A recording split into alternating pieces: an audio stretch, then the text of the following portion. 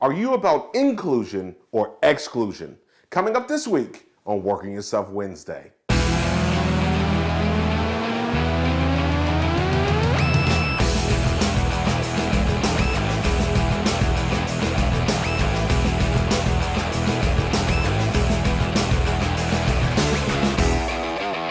everybody, welcome to Working Yourself Wednesday. I'm Cory Mosley.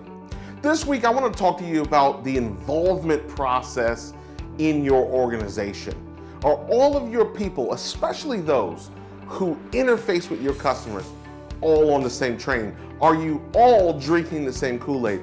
Do you have fans inside your organization that include your employees, not just your customers? I had the privilege of speaking to about 150 business owners last week in Hawaii, of all places.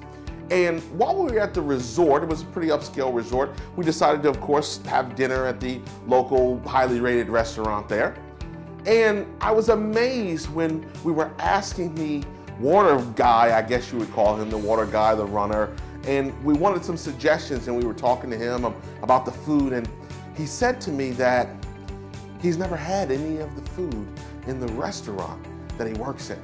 In fact, they're not even allowed on the property when they're not working.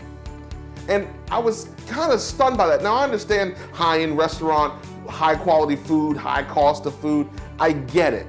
But what I don't get is why someone who is interfacing with their customers doesn't have an opinion and is not allowed to taste and sharing a taste of food. There's plenty of ways to arrange a tasting menu, and that's very common, but I was very stunned by that. And to me, it says a lot about the organization. So my question to you is everyone involved inside your organization?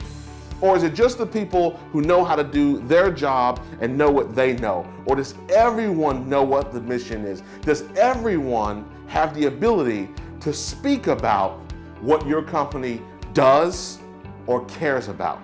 And I think that's going to be key, because that was very important to us. I believe that organization is failing that young man. I believe that organization is failing its customers, because I was saddened, not just because he didn't have an answer for us.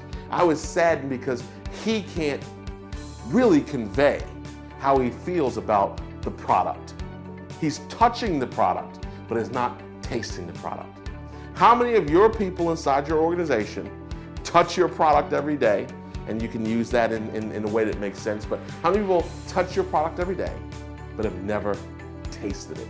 I'd like you to think about that, because in our growth and in our desire for growth, we're looking at all these little different things that can help us expand our business, help us drive sales, help us grow. So I want you to be thinking about that, because a lot of times you're going to find what you need to do and where you need to go inside bringing your people further along the process.